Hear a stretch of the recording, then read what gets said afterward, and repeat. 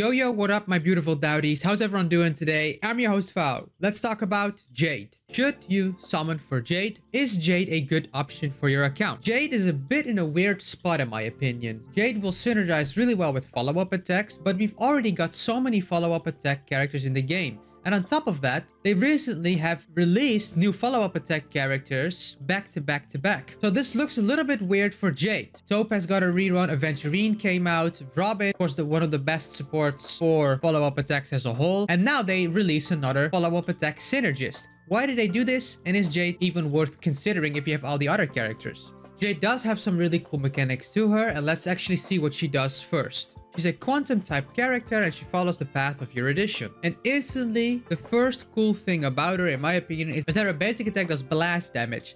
Something we haven't seen yet and is very cool. I personally am a very big fan of when basic attacks do more than just a boring basic attack. When there's a little bit of a spin to it, or there's more to it than just a basic attack, I think those characters are very fun. Let's take Black Swan for an example. Black Swan can actually be very SP positive. When she does a basic attack, Black Swan still applies her special DOT.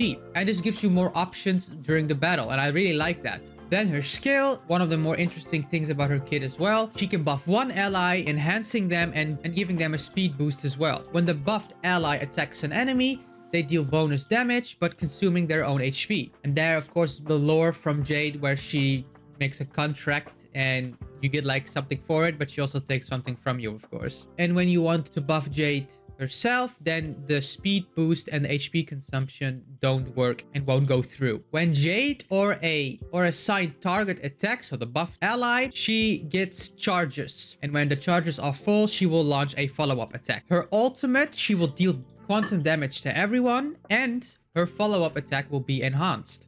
And then her technique is one of those techniques again where you cast it, no enemies will attack you.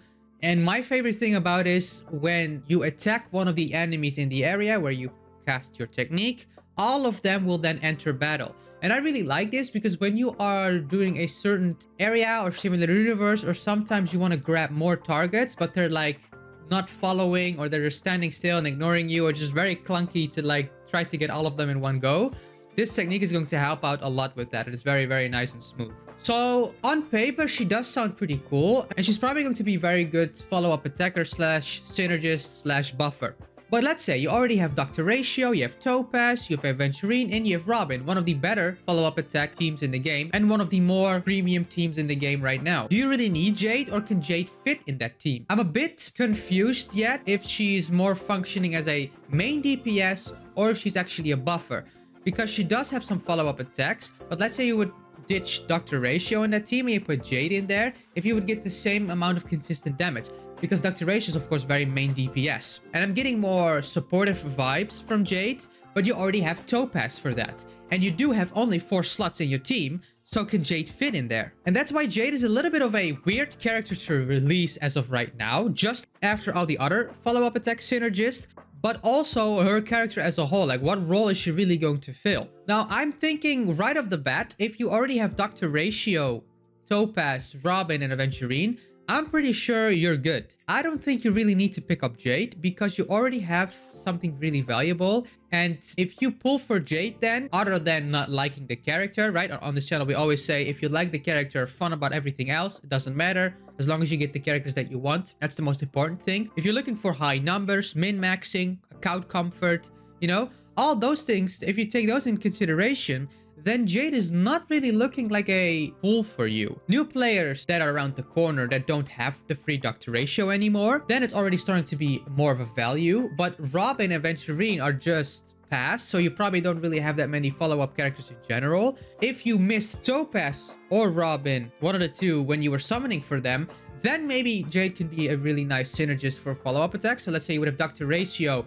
Jade, Robin, and then Aventurine. That would be a very good setup if you didn't get Topaz or didn't have enough pulls for her. But if you already have like a really good synergistic comp with follow-up attacks, Jade doesn't really feel in that. And you should rather put those pulls that you saved or that you have left over into maybe another character that is coming up. Hey, pause the video right now. over 90% of you people that watch my videos actually are not subscribed to my channel. It would mean a lot to me if you would actually consider subscribing. It's free and you can always change your mind after. Let's continue with the video. Or maybe start building for your second team, or go for a character that really helps your account in the long run. Maybe you're missing some stars in MOC or Pure Fiction. Maybe another character would help you out. Speaking of Pure Fiction, Jade is probably going to be very good in Pure Fiction because she does cover follow-up attacks and she's a Erudition character. It's probably going to be very good for clearing Pure Fiction because I'm pretty sure you can just buff Herda, put her with her, and they're gonna go ham together. And you can even do more buffs and whatever. I feel like Pure Fiction, she's always going to be good. She's going to be good in MOC as well. But then we are talking again with that awkward situation, is that how is your account looking? And I think that's how you should go address the situation, if you should pull for her or not. Look at your account.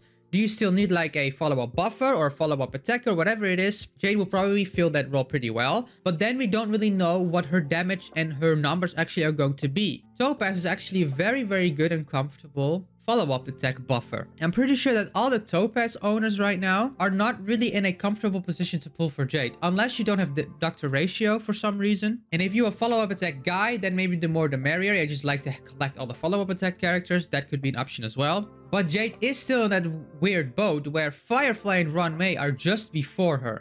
And those two characters are looking extremely, extremely strong. Ron May, of course, is the one of the most broken characters in the game. And Firefly is actually stepping up her game as well. She's looking like an insane DPS. So Jade and Argenti, both of them are actually kind of in a very, very weak spot to be in. And I think they did this on purpose. I already talked about Argenti, and that's probably going to be the least selling banner that will be coming up. I think out of all the banners that we have, the Argenti banner is going to have the least amount of money on it. And they kind of knew that everyone was hyped for Firefly. And they were like, Ron May is broken. Everyone wants that character as well. Let's just make on the other banner when no one has tickets anyway. Let's just put two characters there that maybe not a lot of people care about. And I think that is how Hoyoverse thinks, which is very smart in business-wise. And that's why I'm a little bit scared for Jade and people that want Jade, because she's probably not going to be that great of an option, especially after those insane options before, right? And the banner itself is looking great. We have Gallagher, Misha, and Shuai. Misha is kind of whatever, but Shuai and Gallagher are also very good break synergists. And the break meta is rising. We know this by now. So this is going to be an insane phase 1 to summon on. So phase 2 in general is looking a little bit rough. However, if you do really like Jade's design and you really want to try to fit her in your team, I'm pretty sure she's still going to be a good option. Then just really look at, okay, what do I still need on my account? Do I already have a follow-up damage dealer? If I do have a Topaz, you know? Maybe you don't even have Robin. So maybe you can go Doctor Ratio, Topaz, Jade, and then Aventurine. That's probably also a very good team. Of course, Robin is going to be the very insane buffer here. But I'm pretty sure that also works really well. There's more ways to find a good team in Honkai Star Rail. Team building is very wide. If you don't have one specific character, then you can fill it with another character. And I think Jade is going to be one of those characters that you can fill the gaps with really well. Overall, Jade is looking a little bit rough, but let me know in the comments down below what you guys think about Jade, if she's going to be worth pulling for, if you guys are going to be pulling for Jade, if you're going to skip her, why you would skip her, why you would pull her, what team you're going to put her in. I would love to hear you guys' takes on this, and we can all help each other out here. Make sure to like and subscribe. It really helps out the channel. It means the world to me if you could do that. Make sure to join the Discord. We're trying to grow the community even further, and if you want to support the channel even further, then become a member. I love you all, and I'll see everyone in the next video. Take care. Peace.